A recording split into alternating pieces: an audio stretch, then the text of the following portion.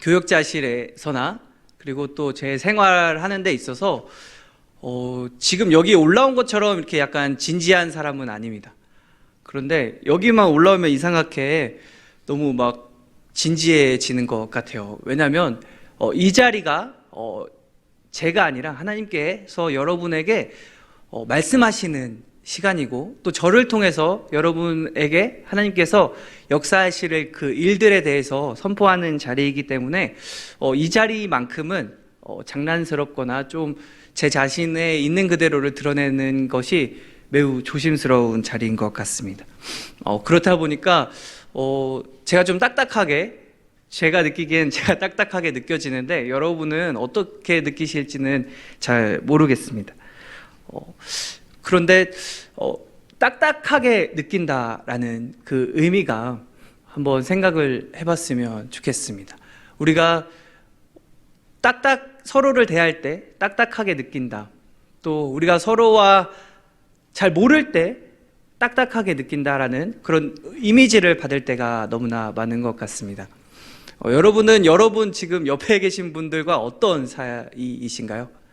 혹시 한번 얼굴을 한번 봐주시면, 네, 다들 안 보고, 다들 안 보시는데, 혹시 아직 청년부이고, 청년부 이제 신입생들도 있지만, 우리 청년부 가운데도 아직 모르는 청년 부원들이 있거나, 아니면 아직은 어색한 청년 부원들이 있을 수도 있다라는 생각을 하게 되었는데, 그게 과연 하나님이 원하시는 일인가라는 생각을 우리가 한번 했으면 좋겠습니다. 그래서 이 시간은 우리가 주님 안에서 하나 되고, 또 주님 안에서 사랑하는 것이 무엇인지에 대해서 한번 이야기를 해보려고 합니다.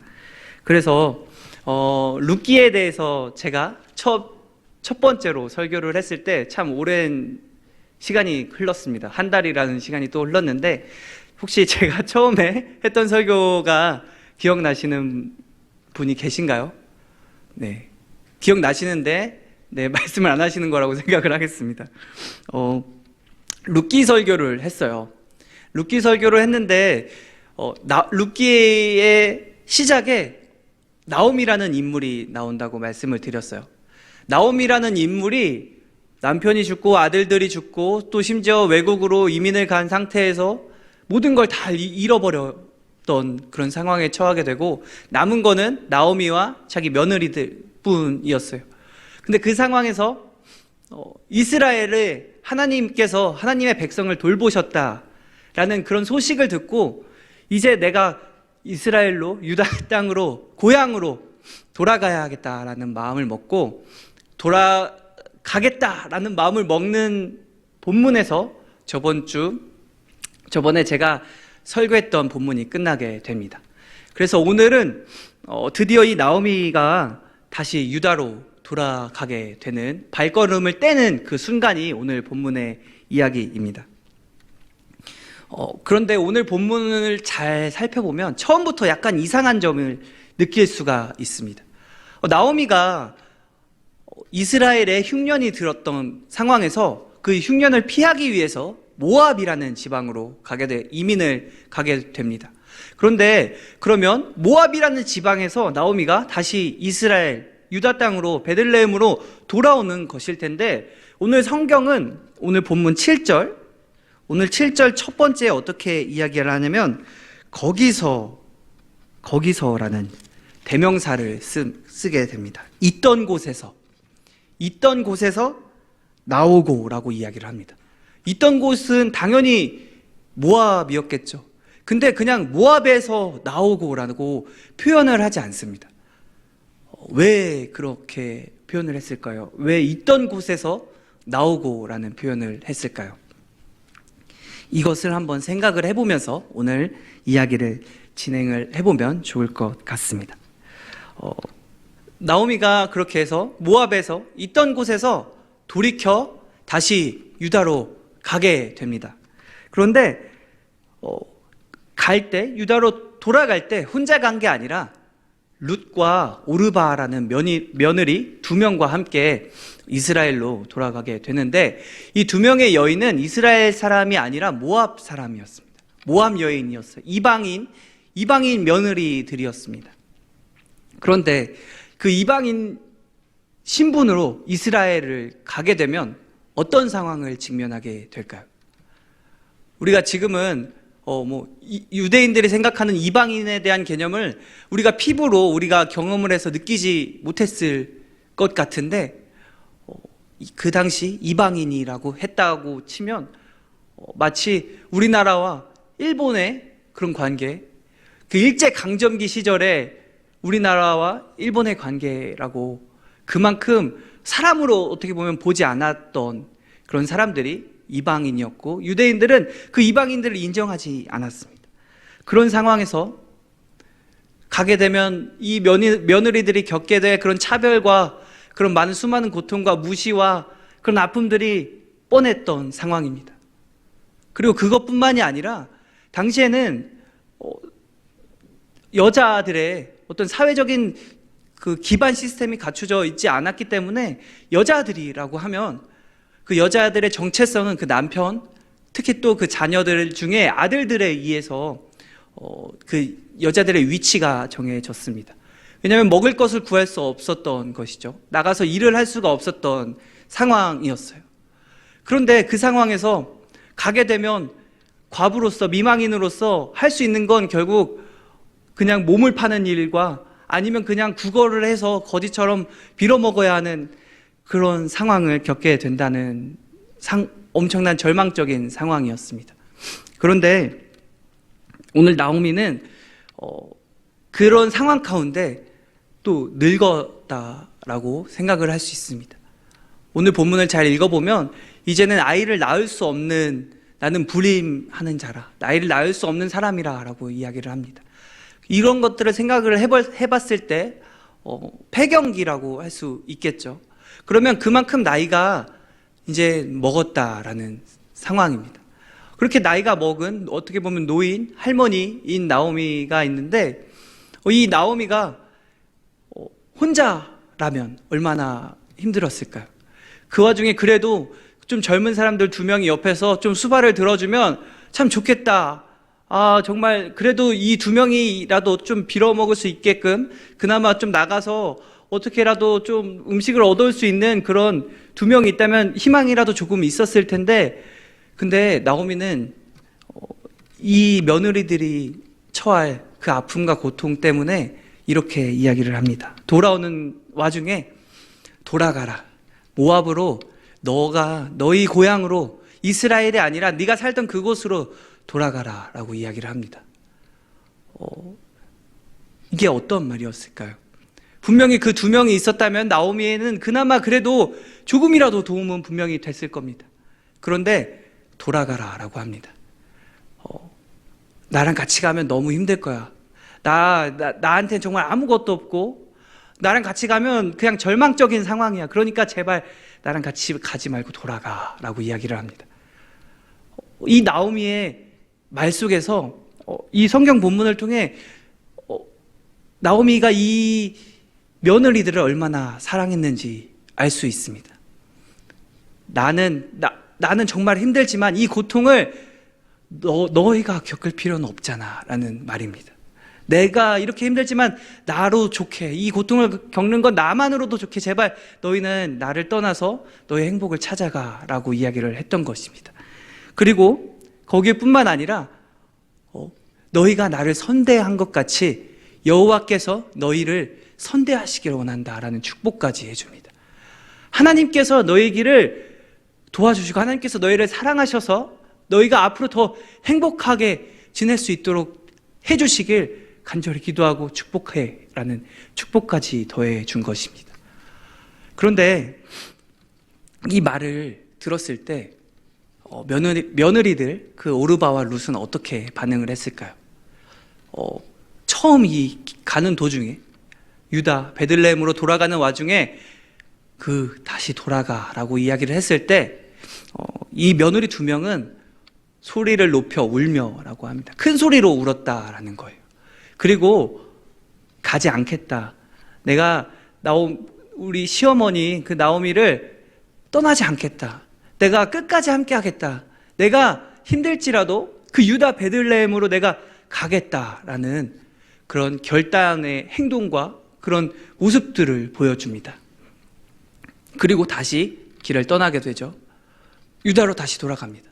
근데 가는 와중에 나오미가 아무리 생각해도 아닌 것 같다라는 생각을 했던 것 같습니다. 그래서 이야기를 합니다.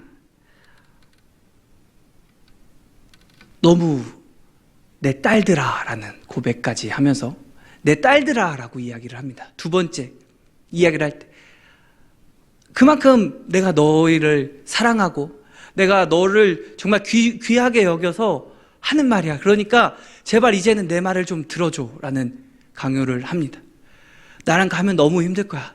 이건 진짜 어떻게 할 수 없는 절망적인 상황에 아무런 희망이 없는 곳이 있는데 왜 나를 위해서 너네가 그렇게 희생을 해?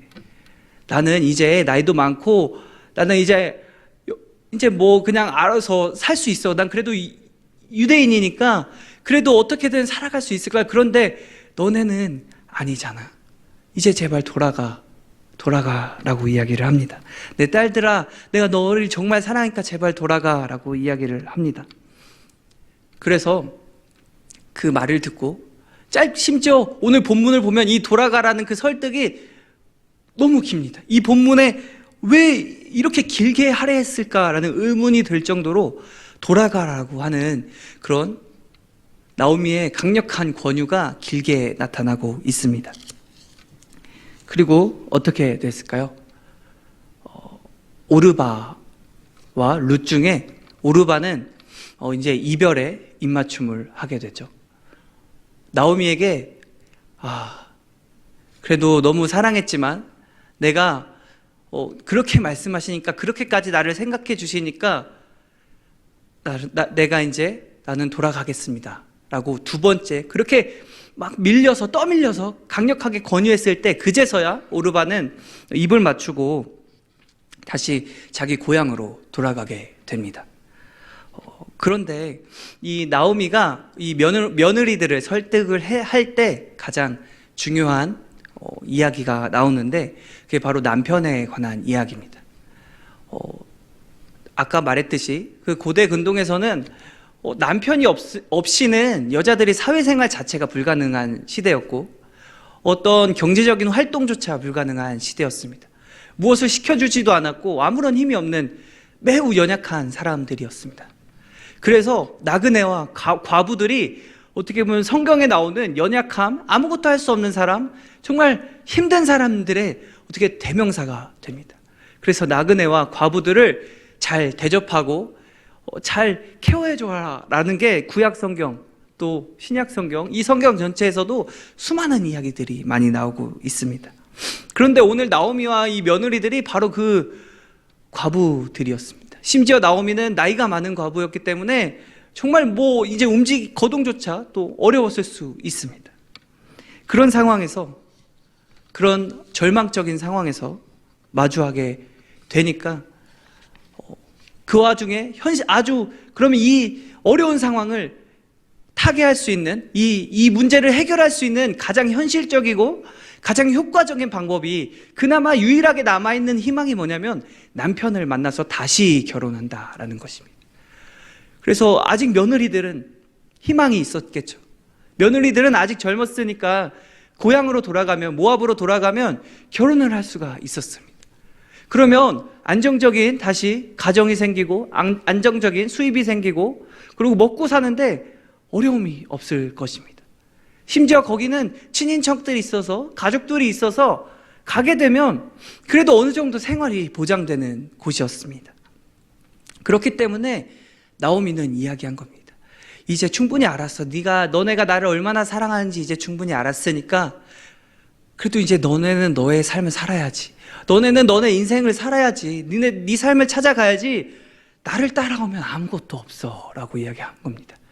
왜냐하면 정말 아무것도 없었기 때문에 정말 자기에게 남아있는 어떤 유일한 희망마저 다 사라진 상태이기 때문에 그냥 말 그대로 텅 빈 상태였기 때문에 이제는 나와 함께 하지 말고 제발 나를 떠나서 너의 삶을 찾아가 너의 행복을 위해서 살아가 라는 그런 권면을 했던 것입니다. 그리고 오르바는 그 권면을 받아들여서 돌아가게 됩니다. 그런데 룻은 어떻게 했을까요? 저는 어릴 때 이 말씀을 들으면서 오르바가 잘못했고 룻은 진짜 그냥 믿음의 사람이네. 오르바는 그냥 잘못한 사람이고 룻은 그냥 잘한 사람이네. 단지 흑백 논리로 이렇게 생각했던 것 같습니다. 그런데 여러분, 우리가 잘 생각을 해보면 오르바는 잘못한 사람이었을까요? 어떻게 생각하시나요? 아무것도 없는데 단지 시어머니라는 이유로, 심지어 친족도 아니에요. 장인어른이고 시어머니인데 다 죽고 나서 시어머니를 위해서 여러분은 여러분의 인생을 다 걸고 헌신할 수 있나요? 여러분들이 살아가는 내 행복, 내 일자리, 내가 할 수 있는 그 모든 것들을 다 할 수 있음에도 불구하고 다 내려놓고 그 시어머니 돌보기만을 위해서 이민을 가고 빌어먹고 구걸하고 아니면 심지어 몸까지 팔게 되는 그 일들을 여러분들은 감당할 수 있으실까요? 저는 그래서 이 오르바라는 사람이요, 현재를 살아가는 우리들과 가장 비슷한 입장이지 않았을까 생각을 합니다. 상식적인 사람이었습니다. 심지어 어떻게 보면 우리들보다 더 따뜻한 사람이었을 수도 있습니다. 왜냐하면 한 번이라도 돌아가라고 했을 때 그냥 감사합니다라고 돌아간 게 아니라 그래도 쫓아갔다가 그래도 중간에 돌아온 사람이기 때문에 어떻게 보면 우리보다 따뜻한 사람이었을 수도 있겠다라는 생각이 들었습니다. 단지 이 오르바라는 사람이 그냥 주님의 말씀에 순종하지 않고 주님께 돌아오지 않은 사람이야 라고 치부하기에는, 여러분, 우리가 처하는 현실이나 또 이 성경 본문에서 나타내주고 있는 그런 이야기들 가운데 그렇게 단지 잘못한 사람이야 라고 치부하기에는 어려운 것 같다는 생각이 들었습니다. 여러분들은 어떻게 생각하시나요? 여러분들이 오르바였다면 오르바와 같은 선택을 하지 않으셨겠습니까? 당장 저만 해도 그랬을 것 같다는 생각이 듭니다. 그런데요, 그 와중에 룻이라는 사람이 등장을 하게 됩니다. 룻은 어떻게 했을까요? 우리가 너무나 잘 알고 있지만 룻은 그렇게 강하게 권면했는데도 불구하고 끝까지 같이 가겠다라고 합니다. 여러분, 이게 말이 되는 상황일까요? 진짜 말 그대로 좀 이례적인 사람입니다. 우리 현실에서 이런 사람을 찾을 수가 있을까요? 내 삶을 다 포기하고 그 한 사람을 위해서, 그 시어머니를 너무나 사랑해서 그 사람을 위해 나의 모든 것들을 포기하고 내가 그 사람을 위해서 희생하고 구걸하고 일을 하고 심지어 다른 나라에게까지 이민을 가는, 그리고 이민 가서 그 수많은 차별과 박해와 그런 고통을 당하는 그 사람을 위해서, 그 한 사람을 위해서 그런 것을 결심하고 그것을 각오하고 그렇게 하겠다라고 한 사람이 룻입니다. 저는 이 본문을 보면서 오르바는 지극히 상식적인 사람이고 현실적인 사람이고 우리와 같은 사람인데, 근데 룻은 이상한 사람이다. 특별한 사람이다. 이건 이례적인 사람이다. 현실에서조차 찾을 수 없는 엄청난 사람이구나. 이렇게 느꼈습니다. 그리고 성경 본문도 그렇게 이야기하고 있는 것 같습니다. 이 이야기 가운데 대조가 되죠. 그래서 오히려 오르바가 한 일이 정말 그냥 잘못한 일이다라고 했을 때 룻이 한 일은 그냥 당연한 일이 돼버리게 되는 것이죠. 그냥 오르바가 잘못한 거야, 오르바가 잘못했어라고 우리가 그렇게 치부해버린다면 룻이 한 일은 그냥 당연한 일이 되는 겁니다. 그런데 실제는 어땠을까요? 우리가 지금 이야기를 했듯이 룻이 한 일은 당연한 일이 아니라 엄청난 일이었습니다. 이 말이 안 되는 일을 한 게 바로 이 룻이었다라는 의미입니다. 그렇게 룻을 강조를 하고 있고, 또 룻이 보인 그 사랑을 이야기를 하고 있는 것입니다. 그 힘든 길을 가는 와중에 룻이 보인 사랑을 이야기하고 있다라는 것입니다. 우리가 살아가면서 가장 위로를 받을 때가 언제일까요? 우리가 너무나 힘들고 지치고 어려운 일들이 있을 때, 어떤 문제가 있을 때 가장 우리가 위로를 받을 때는 그 문제가 해결될 때겠죠.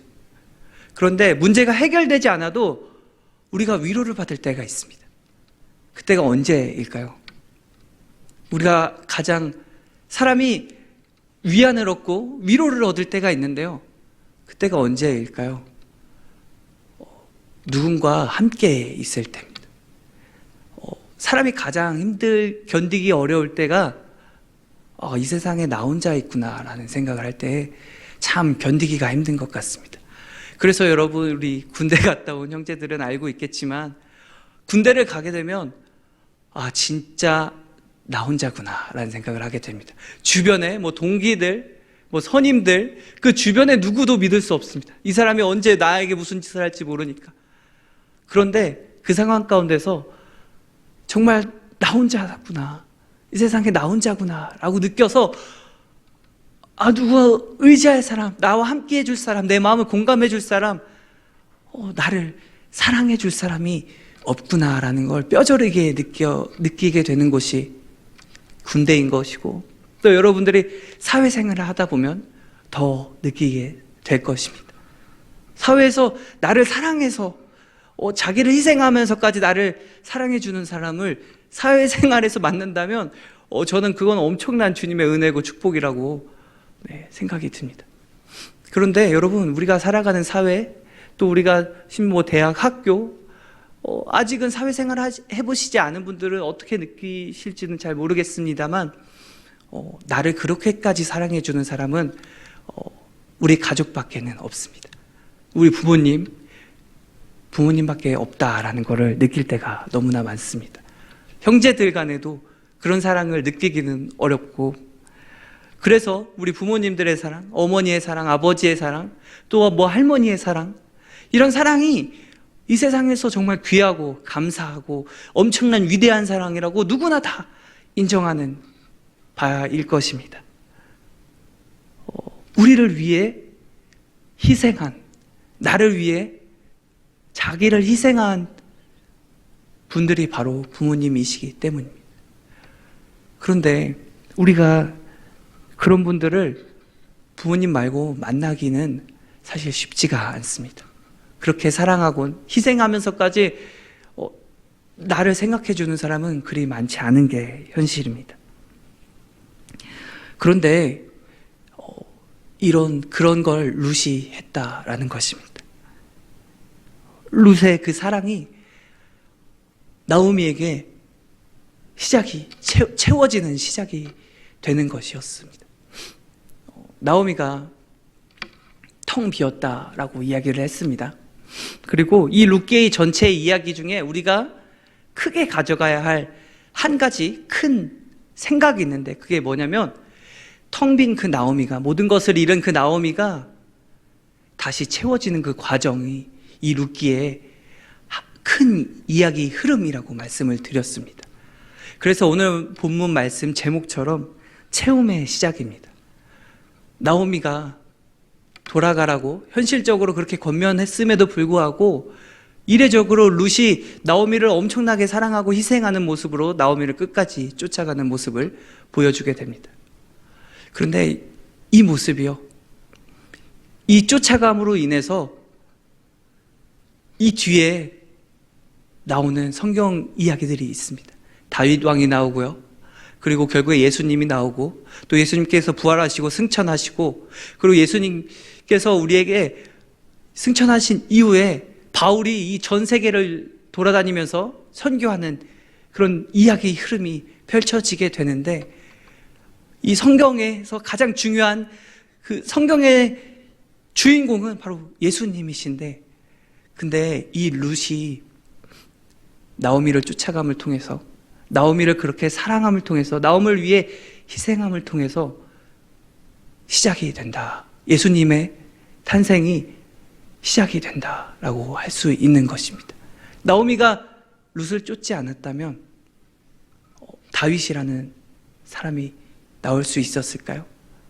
그리고 그 다윗의 왕족 가운데 우리를 구원하실 그 예수님께서 나셨을까요? 이런 이 성경의 큰 흐름을 생각해 봤을 때도 이 룻의 결단과 사랑과 희생은 결코 작은 일이 아닙니다. 나오미가 그 룻에게 그런 고백을 들었을 때 어떤 마음이 들었을까요? 나랑 가면 힘들 게 너무 뻔한데, 나랑 가면 힘들고 지치고 어려울 게 너무 뻔한데, 나를 가면 너가 희생할 게 너무 뻔한데, 근데 왜 나를 따라와? 라는 그 마음을, 그래도 내가 따라갈게요 라는 그 고백을 들었을 때, 괜찮아요, 내가 함께 있을게요 라는 그 고백을 들었을 때 여러분 어떤 느낌이 들었을까요? 아무것도 없는 상황에서요, 그래도 내가 한 명은 있구나, 그래도 내가 룻이라는 내 며느리는 있구나, 나를 사랑해주는, 나와 끝까지 함께 해주는 그 사람 한 명은 있구나. 여러분, 근데 그 사실이 얼마나 큰 위로가 될까요? 이렇게 나오미의 입장에서 생각을 해봤을 때 정말 많은 위로가 되었을 것이라고 생각합니다. 그래서 이 룻이 나오미를 쫓아갔던 그런 행동들이 나오미를 채워주는 첫 번째 단계였다고 이야기를 할 수 있겠습니다. 그래서 이 룻이 나오미를 쫓음으로 인해서 이후에 이스라엘로 돌아가 어떤 일들이 벌어지고 이 룻을 통해서 나오미가 어떻게 채워지는지에 대해서 앞으로 룻기의 이야기가, 성경 본문이 진행되면서 그 부분을 다루게 됩니다. 오늘까지 말씀을 통해서, 여기까지 말씀을 통해서 우리가 생각해 봐야 할 것은, 우리는 과연 우리 주변에 있는, 아니 당장 우리 가족들, 아니면 당장 여기 청년부에 있는 옆에 있는 그 사람들을 위해서 우리가 어디까지 헌신할 수 있느냐라는 것입니다. 내가 내 옆에 있는 사람들에 대해서 얼마나 관심이 있느냐라는 것입니다. 심지어 룻은 모압 여인이라고 해서 신명기에 여호와의 총회에 들어오지 못할 사람들이라고 이야기를 한 사람인데, 구원받지 못할 사람이야 라고 말했던 그 모압 여인인데도 불구하고 사랑하는 마음이 있었습니다. 같은 나라 사람이 아님에도 불구하고 사랑하는 마음이 있었다라는 것입니다. 이 나오미의 가정에 비록 남편과 아들들을 잃었지만 그 며느리들과 그 나오미의 관계가 범상치 않았다라는 것입니다. 모든 것들을 다 잃었지만 그 와중에 잃지 않았던 것은 사랑이었다라는 것입니다. 그리고 나오미가 돌아가라 라고 이야기를 하면서 한 가지 이야기를 합니다. 하나님이 손이 나를 치셨으므로 내가 아프다라고 이야기를 합니다. 나오미는 자기 삶을 돌아봤을 때 남편들이 죽고 또 이스라엘의 흉년이 들어서 이미 이스라엘을 떠나게 된 그 상황부터 여호와께서 나를 치셨다라는 생각을 했을 겁니다. 결국 그 약속의 땅을 벗어나는 것부터 시작해서 남편이 죽고 아들이 죽고 아무것도 없는 상황에 덩그러니 다른 나라에 남겨진 그 상황에서 결국엔 아무것도 없이 다시 돌아가야 되는 그 상황 가운데 그래도 조금이라도 희망을 찾아서, 조금이라도 살아갈 길을 찾아서 다시 돌아가는 그 상황에 생각을 해보니 하나님께서 나를 치셨구나라는 생각을 하게 된다는 것입니다. 우리가 교회를 다니고 신앙생활을 하고 예수님을 믿는다고 하는데 도저히 이해할 수 없는 상황들이 벌어질 때가 너무나 많습니다. 우리가 당하는 고통이 이해할 수가 없는 상황이 많다라는 것입니다. 우리가 당하는 그 고통에 대해서 아무도 내가 왜 이런 고통을 당해야 하는지 설명해 주는 사람이 없다라는 것입니다. 이해할 수 없는 그런 상황들이 벌어지는 그런 상황 가운데 우리도 생각할 것입니다. 하나님께서 나를 치셨다. 하나님께서 나를 벌하셨다. 이런 생각을 할 수밖에 없을 때도 있고, 오히려 하나님이 너무나 원망스럽다. 하나님 왜 나한테 이러세요?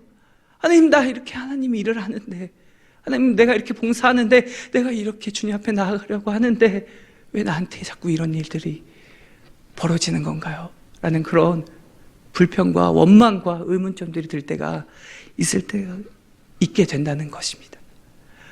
나오미도 마찬가지였던 것 같습니다. 그런데 이 나오미에게는 룻이라는 사람이 있었습니다. 그리고 이 룻이 나오미에게 보여줬던 그 사랑, 그 은혜, 그 헌신, 그것이 나오미를 채워주는 시작이 됐다라고 오늘 성경이 말하고 있습니다. 그런데 여러분, 그러면 우리는 어떨까요? 우리는 어떨까요? 나오미는 룻이라는 사람이 있는데 여러분들에겐 누가 있나요? 아니, 우리에겐 누가 있을까요? 우리에게 그런 사랑을 보여준 사람이 누가 있냐라는 것입니다.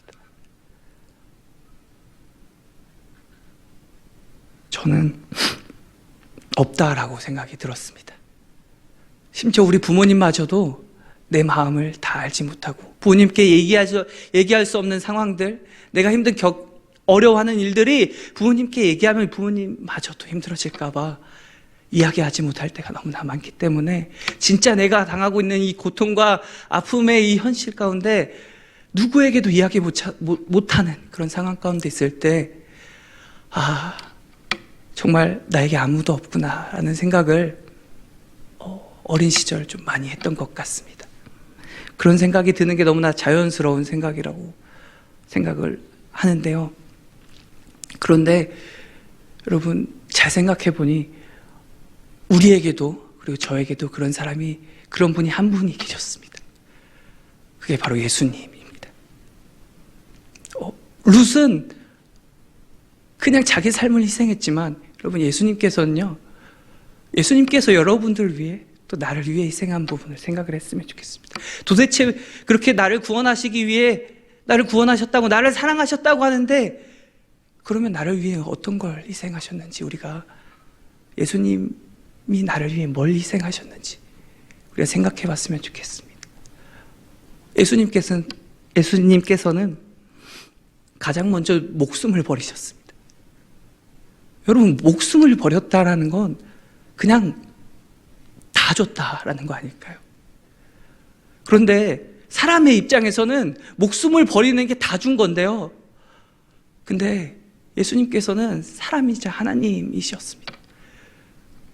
그 하나님께서 인간으로 오신 것 자체가 말이 안 되는 일이고, 너무나 많은 걸 희생하고 내려놓는 일이었다는 것을 기억했으면 좋겠습니다. 우리가 인식할 수조차 없는 그런 존재가 우리가 인식할 수 있는 단계까지 오는데, 내려놓아야 할 것들이 우리는 상상할 수도 없을 것입니다. 그런데 내려놨습니다. 우리가 개미를 위해 죽는 거를 뭐라고 개미를 살리기 위해, 아니면 진짜 미생물을 살리기 위해, 누구는 우리가 그냥 우스갯소리로 옛날에 이런 이야기가 있었죠. 암세포도 살아있잖아요. 생명이잖아요. 그런 이야기를 들으면서 우리 어떻게 생각했을까요? 이런 병맛 드라마가 있나? 이게 무슨 소린가? 이게 무슨 뜬금없는 소린가? 그냥 암세포가 가만히 누우면 죽는데, 그냥 암세포가 생명이라고 내가 죽는 게 그게 말이 되나? 이렇게 우리가 우스갯소리로 이야기를 했지만, 예수님께서는요, 그것보다 더한 일을 하신 겁니다. 그렇게 우리를 위해 돌아가셨다라는 것입니다. 그리고 그냥 돌아가신 것이 아니라, 우리가 이 세상에서 겪을 수 있는 그 모든 일들을, 그 모든 아픔들, 고통들까지, 고독함까지 다 겪으시고 다 우리를 위해 돌아가셨다라는 것입니다. 그래서 예수님께서 누구보다 내 아픔, 누구보다 나를 잘 아시고, 나보다 나를 잘 아시고, 내 상황을 너무나 공감하시고 아파하고 계신다라는 그 사실이 오늘 본문을 통해서 저에게 다가왔습니다. 나에게 누군가 있다, 나에게 누군가 있을까라는 그 고민들 때문에, 나에게 나와 함께 주는 사람이 없다라는 그것 때문에 힘들어했던 그런 어린 시절의 저에게 이 본문은 참 많은 위로와 감사가 되었던 것입니다. 예수님께서 우리를 구원해 주셨다. 단지 우리를 죄에서 우리 죄를 사하시고 우리를 천국 가게 해주셨다. 예수님의 행하신 완성하신 그런 구원은 거기서 끝나는 것이 아닙니다. 우리가 하나님과 가족이 되는 것이고요, 우리가 지금 현실에 살아가는 그 아픔들, 아무한테도 말할 수 없는 비밀들, 아니면 너무나 큰 상처들, 그 상처들 가운데서 예수님께서 함께 하셨다라는 것입니다. 룻이 나오미와 어려운 상황에서 함께 했듯이 내가 그렇게 어려운 상황 가운데 있는데 내 옆에 예수님께서 함께 하셨다라는 것입니다. 그리고 함께 하셔서 끝나는 것이 아니라 나오미를 다시 채우셨던 것처럼 주님께서 내가 가지고 있는 그 문제들 가운데, 그 상처들 가운데, 그 어려움들 가운데서, 우리의 현실의 삶 가운데서 우리를 구원해 주셨다라는 것입니다. 우리를 다시 채우셨다라는 것입니다. 그게 우리가 말하는 구원입니다. 이런 것들을 생각을 해봤을 때 우린 너무나 우리가 받은 구원을 아무렇지도 않게 생각하는 것 같습니다. 그리고 우리가 겪고 있는 그 현실들 가운데 오르바처럼 너무나 그렇게 상식적으로 살아갔던 것 같습니다. 그런데 우리가 앞으로는 또 이 시간, 그리고 잘 생각나지는 않겠지만 우리가 너무 어려울 때 우리가 그래도 놓치지 말아야 한 가지는 우리를 구원하신 그 예수님을 바라봤으면 좋겠습니다. 우리와 함께 하신 그 예수님과 우리가 지금도 앞으로도 그리고 이전에도 계속 주님께 나아가는 길을 걸어가고 있다는 그 사실을 우리가 기억했으면 좋겠습니다.